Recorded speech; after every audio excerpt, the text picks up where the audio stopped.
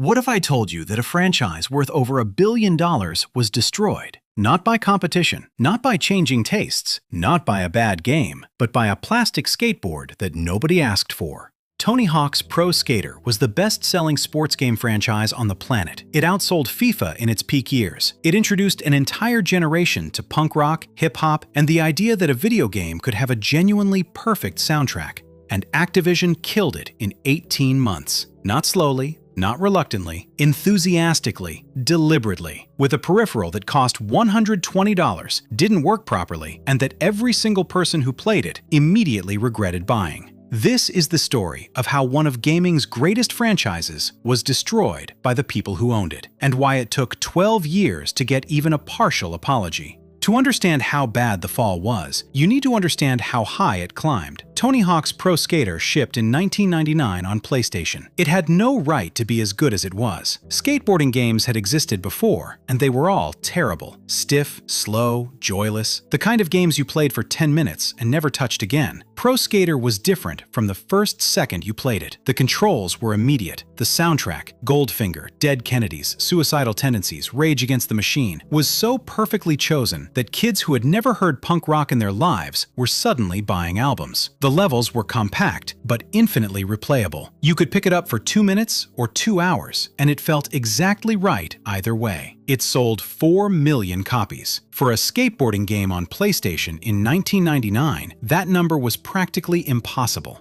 Pro Skater 2 came out in 2000 and was somehow better. It is still, by many critical measures, one of the highest-rated games ever made. Metacritic, 98 on PlayStation. Not 98 for a sports game, 98 overall, sitting alongside games like Ocarina of Time and Super Mario Galaxy in the pantheon of greatest scores ever recorded. By 2002, the franchise had generated over $1 billion in revenue. Tony Hawk himself, a real human being who had been paid a licensing fee, was now one of the most recognizable names in entertainment. Not just in skateboarding, in entertainment. And Activision, watching those numbers, made the decision that destroys every franchise eventually. They decided more was better. Between 2001 and 2007, 6 years, Activision released 9 Tony Hawk games. 9 in 6 years. Some years had 2 releases. The team was given less than 12 months between games. Quality control became impossible. Features were copy-pasted. Levels were recycled. The series that had felt fresh and urgent in 1999 started feeling like homework. The reviews told the story clearly. Pro Skater 2, 98. Pro Skater 3, 97. Pro Skater 4, 92. Underground, 87. Underground 2, 82. American Wasteland, 79. Project 8, 76. Every single entry lower than the last. Not because the games were getting dramatically worse, but because the audience was getting exhausted. When you release 9 games in 6 years, you don't build a franchise, you build fatigue. But here's the part that doesn't get told. By 2007, the decline was visible but recoverable. Project 8 still sold reasonably. Proving Ground reviewed at 76. Not great, but not dead. The audience was smaller and more cautious, but it still existed. A genuine reset, a 2 or 3 year gap, a fresh team, a return to the compact brilliance of the originals could have saved everything. Activision had a choice, and they made the wrong one. In 2007, Guitar Hero was selling millions of plastic guitars. Rock Band was selling millions of plastic drum kits. The peripheral market was exploding, and someone at Activision looked at those numbers and had an idea.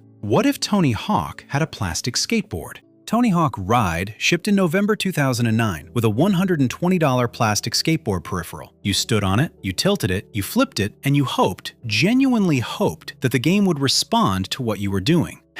It mostly didn't. The skateboard was imprecise, uncomfortable, and fundamentally incompatible with what made Tony Hawk games work in the first place. The entire appeal of Pro Skater was that a button press felt like a kickflip, the fantasy of skating without the physical consequence. Ride replaced that fantasy with something worse than actual skating, standing on a piece of plastic in your living room, flailing, while the game ignored you. Tony Hawk himself said publicly that the peripheral needed more development time, that it wasn't ready. He pushed for a delay. Activision shipped it anyway. Ride reviewed at 48 on Metacritic. It sold so poorly that retailers were discounting it to $15 within weeks of launch, peripheral included. The $120 asking price became a cultural joke. People who bought it felt genuinely conned, and Activision's response was to make a sequel. Tony Hawk Shred shipped in 2010 with a new peripheral, a snowboard this time, because apparently the problem with a plastic skateboard was the shape. Shred reviewed at 32 on Metacritic. It sold so few copies that Activision stopped releasing sales data. 2 years, 2 peripheral games, 2 catastrophic failures, and then silence. No announcement, no cancellation, no apology. Activision simply stopped releasing Tony Hawk games and said nothing publicly about why. The franchise that had generated over $1 billion and sold 30 million copies just stopped. For 5 years, Activision owned one of gaming's most beloved franchises and did absolutely nothing with it. No ports, no remasters, no announcements. Occasional trademark renewals, the legal equivalent of keeping someone on life support without intending to wake them up. Then in 2015, Tony Hawk's Pro Skater 5 appeared. Not a remaster, not a return to form, a new game, rushed, unfinished, and released with a day one patch larger than the game itself. It reviewed at 32 on Metacritic. Fans who had waited 5 years were handed something that played worse than a 1999 PlayStation game. Then in 2020, 11 years after Ride destroyed the franchise, Vicarious Visions released Tony Hawk's Pro Skater 1 and 2 Remastered. And it was perfect. Metacritic, 90. The controls were original. The soundtrack was original. The levels were original. Everything that had made Pro Skater great in 1999 was still great in 2020. It sold over 1 million copies in its first week. Activision's response was to shut down Vicarious Visions. The studio that had just proven the franchise was still worth $1 billion